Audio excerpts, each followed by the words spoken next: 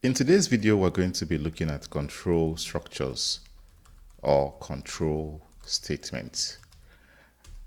So when we talk about control structures or control statements, we're talking about techniques that allows us to alter the flow of execution of programs.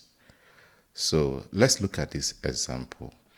If I say print and I say hello, maybe this one is hello 1, and then I say print and I say hello 2.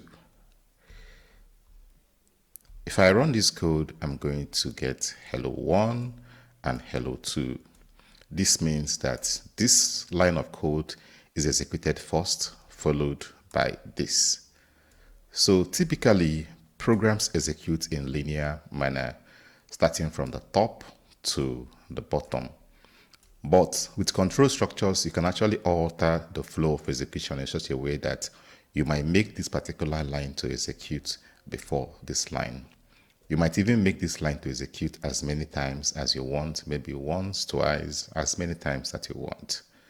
So in Python or in programming, we have two types of control statements. We'll have the conditionals and we'll have the loops. So let's start with the conditionals. When we say conditionals, conditionals are actually statements that execute based on some conditions. So we use conditional statements to make some lines of code or some code to execute based on some conditions. We'll have the if statements.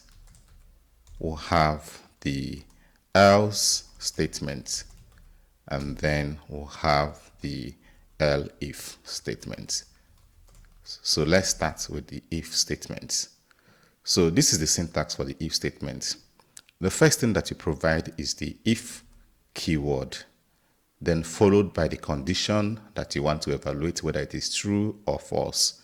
So in this case, let me say 3 is greater than 2. So this is the conditional. This is what you want to test, whether it is true or false. Then the next thing you do is to put a colon. So after the colon, then you can now put the code that you want to execute. Maybe I can say print hello. And if you can see, this print hello is indented. The syntax is that you have the if statement, and then the lines of code that you want to execute if this condition is true should be indented. I'm going to comment this out and then run this code. If I run this code, I'm going to see hello.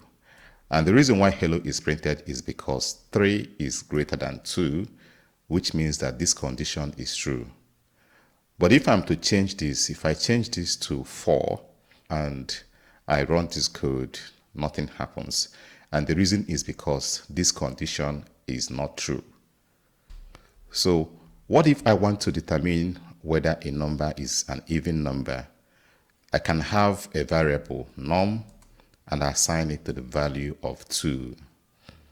Then I can use my if statement. I can say if, and then I say num, and then I produce, and then I use the modulo operator and then put 2 is equal to 0. And then I put my colon, and then I have print. This is an even number.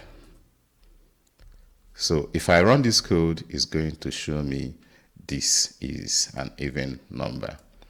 But if I change this num to 3 and I run this code, it's going to do nothing. So the question becomes, how do I make this program more dynamic so that if the number is not an even number, you should be able to tell me that it is not an even number, or say it is an odd number.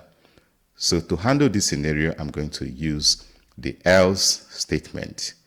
So I'm going to put the else statement. It should be on the same line with the if statement. So I'll say else, and then I put a colon, and then I can now provide the statements to be executed if this condition is not true. So I can say print this is an odd number. So if I run this code, it's going to show me this is an odd number. If I change this to 4 and run the code again, it's going to show me that this is an even number. So now we're going to look at the elif statement. Elif statement allows us to have multiple conditions. So to demonstrate this, we're going to write a program that determines whether a number is divisible by 2, 3, 4, and 5. So we can have something like num is equal to, maybe for now, we can assign it to the value of 2. Then we can have something like if num, and then we use the modulo operator and put 2 is equal to 0. Then we can say print maybe divisible by 2. Then we can have multiple conditions, and that is where we'll be needing the elif. The elif is the same thing as else if in some programming languages. So we can have something like this, elif, and then we'll provide the condition that we want to evaluate. So we can say elif num modulo, elif num modulo, and then we'll put 3 is equal to 0, and then we'll say print, we can say divisible by 3. Then we can have as many elif as we want to. Maybe we can have something like elif num, we'll provide the modulo operator and put 5 is equal to 0. Then we can say print divisible by 5. So now let's run the program, but first I'll clear my terminal. So if I run this program, it's going to tell me is divisible by 2. If I change this to 3 and run this program, it's going to show me divisible by 3. If I change it to 4, it's still going to show me divisible by 2. Then I can change it to 5 and then run it again. It's going to show me divisible by 5. Then what if I change this to 7 and run this program? Nothing happens. And the reason is because the condition is not met here. The condition is not met here. The condition is also not met here. So now we're going to use the else statement as a fallback option. So can have else, and then provide a column, and then we can write something like print. I can say not divisible by 2, 3, and 5.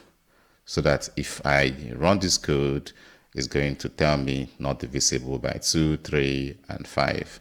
So if I change this to 11, it's still going to give me the same output. So in the next video, we're going to be looking at the loops, and in Python, we'll have the for loop and the while loop.